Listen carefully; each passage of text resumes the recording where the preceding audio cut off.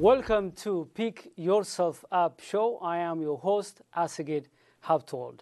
In this show, we invite individuals who have uplifting messages, empowering insights, and encouraging stories. You may be an immigrant, concerned, even worried about what is going on, or you lost your job, you are out of job and unemployed for a very long period of time, or you have been experiencing setback after setback in your personal life, profession, and or in your business. This is for you. This is your show. In this show, we're going to invite elected officials, activists, experts, and successful people in business, academics, art, and so on, with the hope that their message, their insights, and stories may inspire you, equip you, so that you could be able to lift yourself up and shine in life. Today, we have a guest. He is Montgomery County Council member, Roger Berliner. He's also running for county executive. Thank you very much, sir. Hey, Z, thank you, and thank you for this uplifting show. Thank you. It is so important to have a lift. Exactly. We all need that. We all need that. Every day we need that. So thank you for your contribution. We appreciate, I know you're very busy. This is election season. You're running for county executive, but you set aside time and you came here to inspire our audience. On behalf of our audience, thank you very much for coming. Well, thank you for inviting me. Let's have a background discussion. Since the election of Donald Trump as President of the United States, what are some of the policies that have been affecting immigrants? Well, it's hard to reconcile being inspiring and uplifting with President Trump becoming our president. It has been among the more depressing aspects for so many of us, including our immigrant community, obviously, because this president, unlike any president we've ever had, has taken such a different approach to what makes our country so great. And his policies have created such fear in our immigrant community, and justifiably so. If you don't know whether you're going to be here one day or another, if you don't know whether you're going to be separated from your children, how do you go about your life? And so my heart goes out to our immigrant community right now. And we in Montgomery County, we do our work differently. We have different values than this president, and we stand by those values. We are a welcoming community. We know that Montgomery County is terrific because of the diversity, because of our immigrant community. And I stand in that tradition, and I will do everything I can to make sure that our immigrant community feels safe, feels honored, feels respected, and has an opportunity to succeed, which we'll talk about as well. Yeah. We're going to talk about what kind of projects, what kind of initiatives are there for you to mitigate some of the impacts against some of the policies.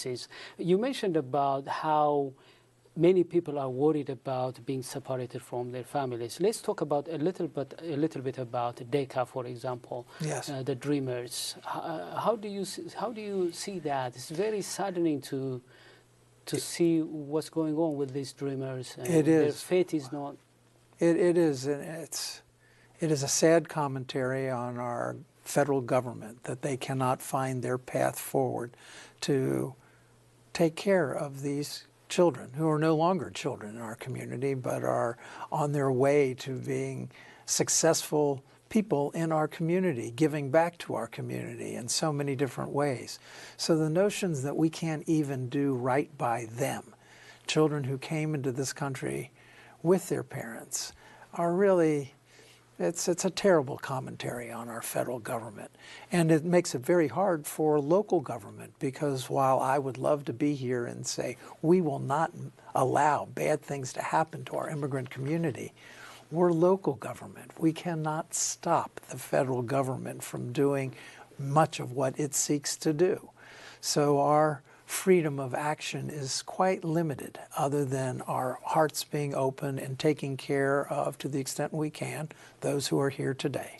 Speaking of about the limitation of being a local government, which of the policies do you plan to ignore, alter, adopt, or enforce?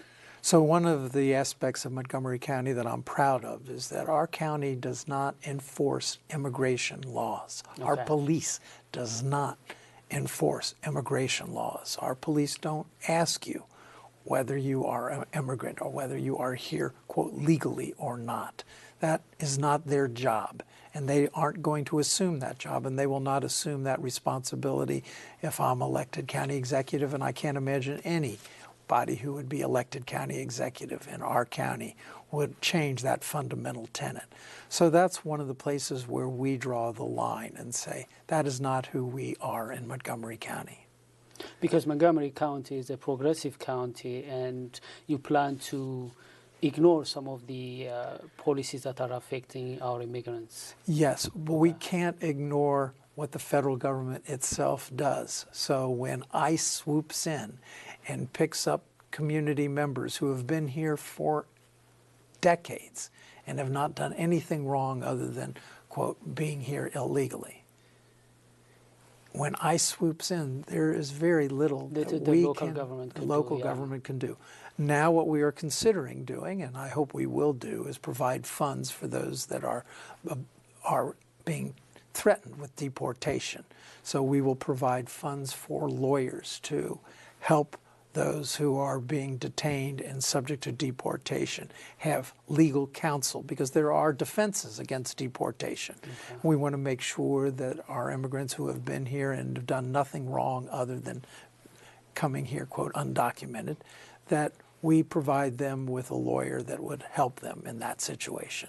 So how can immigrants could be able to get those information and funds and support if they need? Yes.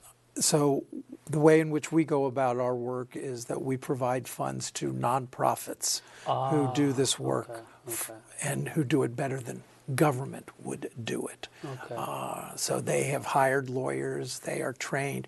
And so when we approve that particular element, we will publicize it and make sure that our public is aware of where to turn to if they face that situation. Okay, okay. These are great, especially encouraging to many immigrants who are facing a lot of threats from the government, which is ICE also may pick some of them, and they may not have any chance to take care of their children and so on. So it's good to have fund and legal support. So when I became council president last year, it was a month after the president was elected. And among the first meetings we had, how do we take care of our community in the face of this president?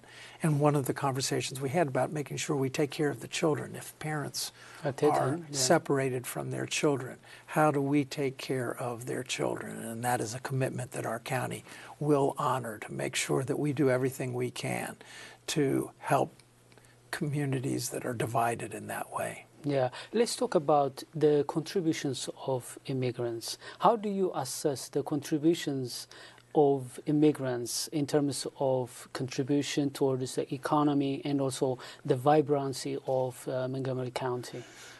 Well, I'm one of those people that just love the diversity of our county, and 170 different cultures. I mean, it's remarkable. Huge. Yeah. I term us a new world community. Yeah, UN. There are few places in the world like Montgomery County that have the diversity of so many different cultures, each which brings its own richness to bear. Yeah. Often we look at our differences, and the differences scare us, in part because we're so tribal. By nature. We're hardwired to be tribal, to just focus on our own. And So one of the richness of Montgomery County is what each culture brings to bear. Your own culture and how rich the Ethiopian culture is, and the food of Ethiopians, and you can do that with every culture in Montgomery County. And so our challenge really is to make sure that each of us are exposed to the cultural richness that is there, as opposed to hunkering down in our own little worlds.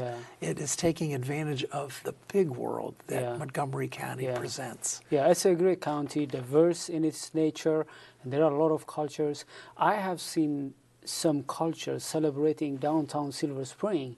Almost during summer, almost every week. So it's a great place to be if you are an immigrant, because it's a very diverse community. But as you say, the challenge is each community interact and works and do business within its community, and that's really a disadvantage to that specific community and also to the larger Montgomery County. Yes, it robs us of the richness of of collective your cultural potential. Yes, definitely. So the county, what kind of projects and initiatives the county has in terms of empowering, for example, small business owners, because they are one of the big parts of the county that makes the county very vibrant. Yes, our immigrant community is the source of more businesses opening than any other portion of our county. So small businesses, immigrants come to Montgomery County, immigrants come to America for the American dream. They are entrepreneurs, hardwired entrepreneurs. That's what they come here for, that's the opportunity they seek, and that's what they strive to bring about. And so our county is working real hard to make sure that we provide the supports necessary for aspiring immigrant entrepreneurs to succeed, and I've worked real hard in that. Around the world, there are programs called microloans, and actually it started in Africa and other parts of the world, in which people would get very small amounts of capital that they couldn't go into a bank and get. So many immigrants can't walk into Wells Fargo and say, can I have a loan of this amount? Because they don't have credit. They don't have a history of credit. And so this program that I devised is intended to allow that to happen, to get the seed capital to start a business, to take a business to the next level. And we, again, run that through nonprofits that have a 95% repayment rate. Wow, it's huge. Greater than commercial banks have. And in part, this one nonprofit that we have funded has given loans to homeless people. Wow. And still a 95% repayment. So these are people that know how to do this work, that know how to help lift people up.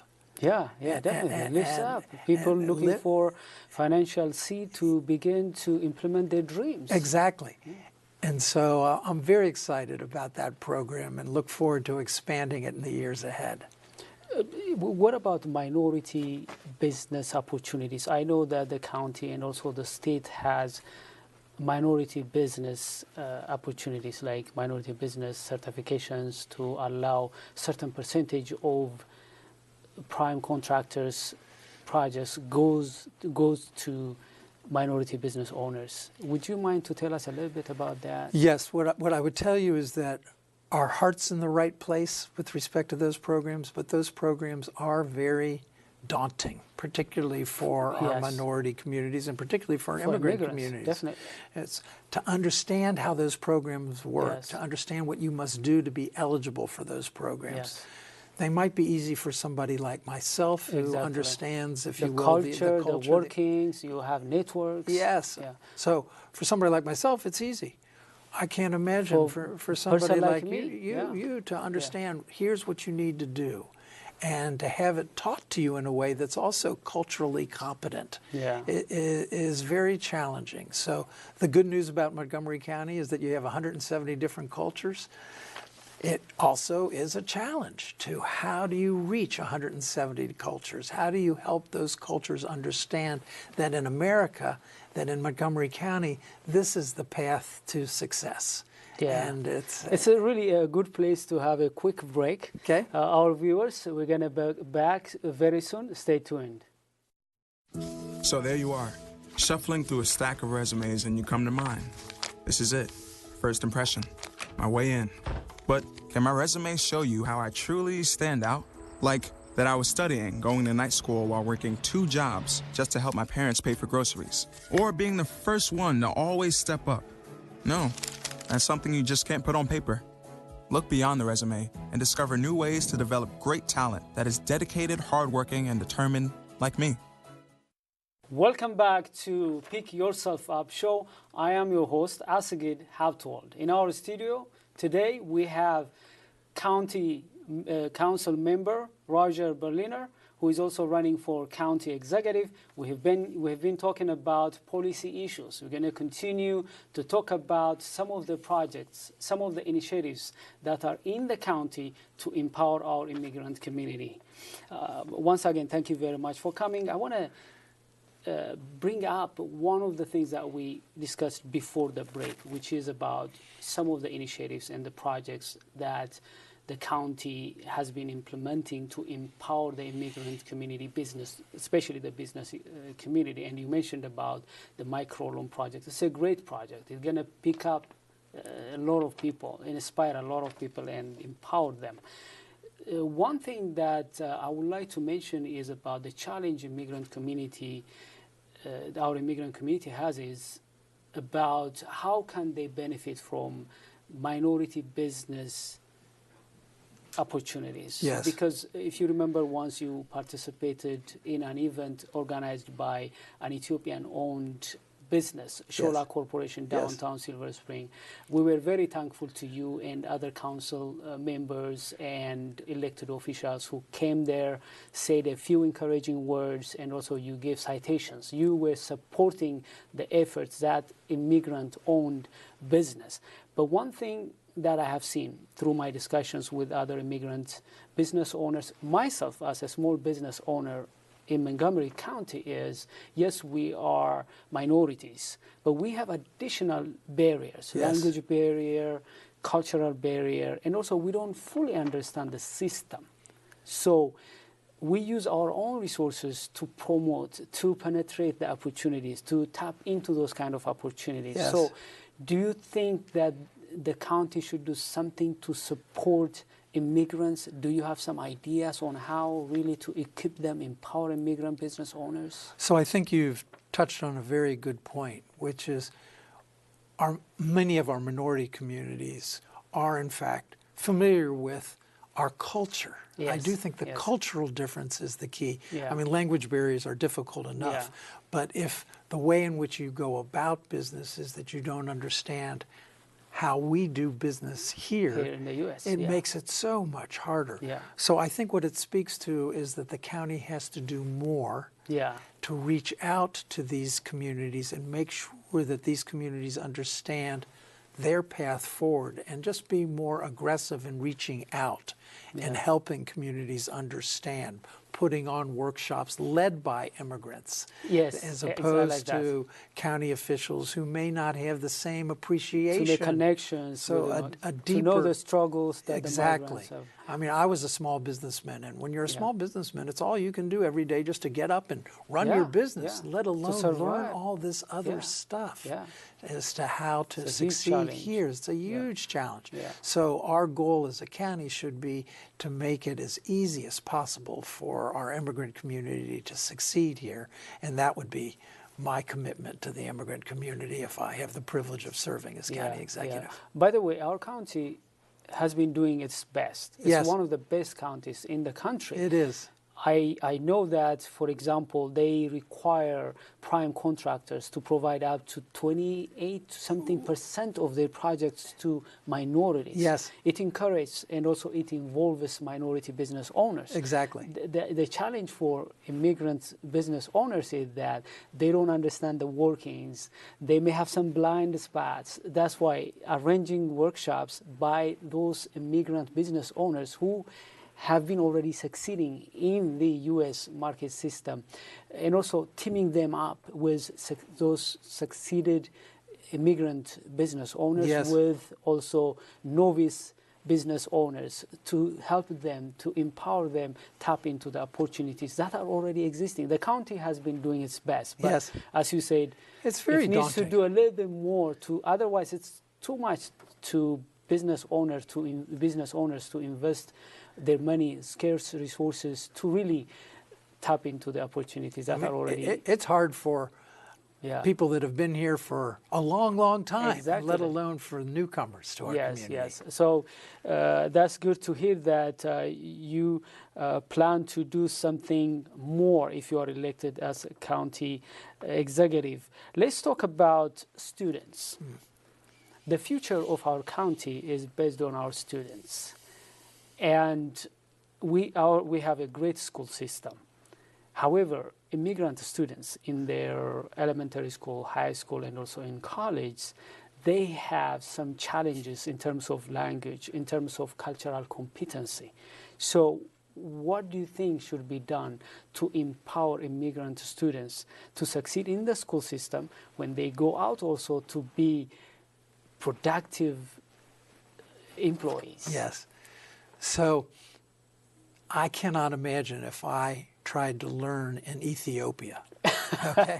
I mean, really, I have a fair handle on English, but I could no more speak your language and learn in your language. Think in your language, exactly. Yeah. So it is very challenging. In our school system, we have 140 different languages. Yeah. 140 different languages. So having our school system, again, evolve so that it is helping people learn English, doing more classes, dual language classes, dual language schools is so terribly important.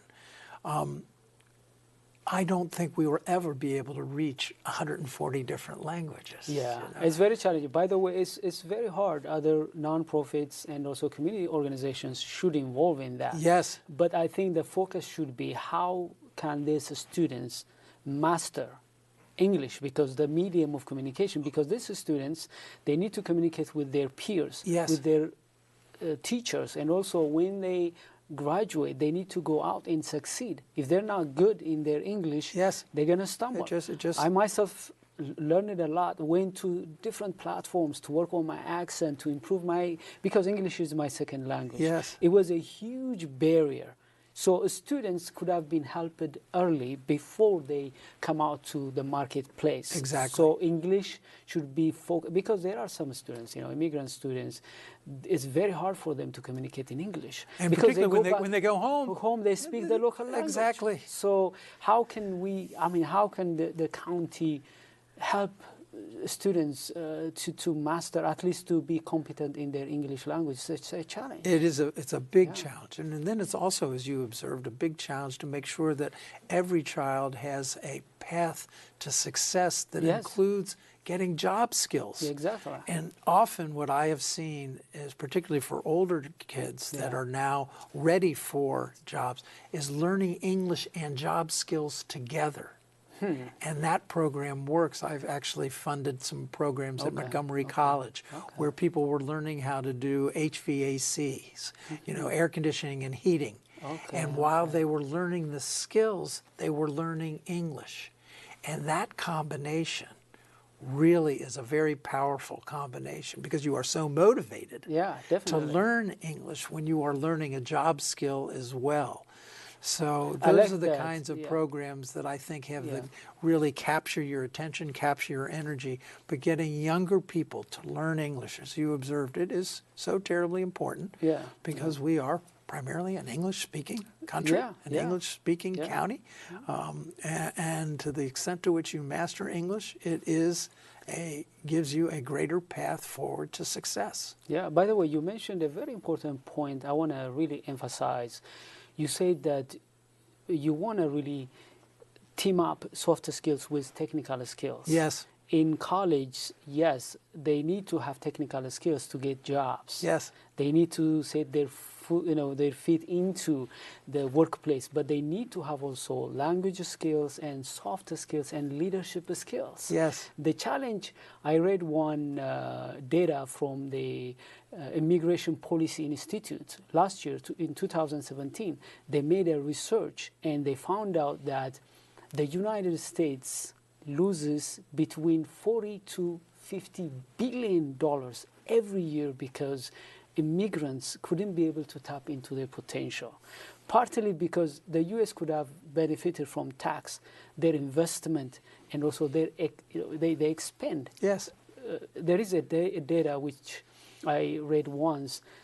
Immigrants, they send money only less than 6% of their income, which means whatever they generate, they spend more than 90% of they generate from their business, from their salaries in the U.S. market. So the U.S. is losing 40 to 50 billion dollars every year. Yes. So the question is it too much to invest a little bit and then tap into the potential of immigrants in terms of empowering them to have soft skills? Because without soft skills, for example, they may have a wonderful resume or they may dress well, but at the end of the day, to get a job, they need to convince the recruiter that they are good communicators. They have emotional intelligence and so on and so forth. So I want to really to see how you if you are elected as the next executive, county executive, what kind of things would you plan to do in terms of empowering their soft skills and leadership? Well, I appreciate you raising that softer skills thing, because we often think of just grades as being so important, and grades are important. But how to conduct yourself in an interview is terribly important. And it's something that many of us take for granted because we live here and we know that you look somebody in the eye and you have a firm handshake. Exactly. Well, there are many cultures where actually looking somebody in the eye is disrespectful. Yeah. So how do you teach people how to succeed here is so terribly important. And again, we turn to our nonprofit community to help us do that. And Wider Circle, for example, and Interfaith Works are two of our fabulous nonprofit communities that focus on these kinds of programs to make sure that they help people understand, here's what you want to wear when you walk into an interview. Here's how you want to present yourself so that you have the best chance of succeeding. And it is understanding culture that is so terribly important and also so hard. So thank you for raising that issue. Yeah, because I'm important. a trainer. I provide those kind of soft skills, and I have seen immigrants benefiting a lot, even Americans, to understand why immigrants communicate in certain ways, why they use implicit communication, why they don't use verb. I mean, I had to tell my son, look me in the eye. Look somebody in the eye when you're talking to them. Yeah. You know? Before we conclude, I would like to draw your attention to a recent event in Florida. You know, the school shooting. Many residents, including immigrants, they are worried about the safety of their children.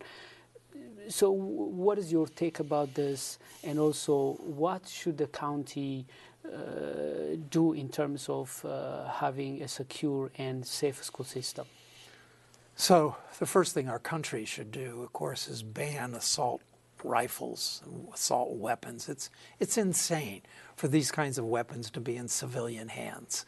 You know, it is just a sad commentary on our nation. We stand alone in the world in having this kind of proliferation of weapons that really should never be in the hands of civilians. You don't need it for hunting. You don't need it for defense. You only need it to wreak havoc in this way and to take lives. So I'm one of these people who for many, many years have said, stop this madness, get these guns out of hands of anybody that could do harm. But that's unlikely to happen. Yeah. And so now the consequence is that how do we keep our children safe?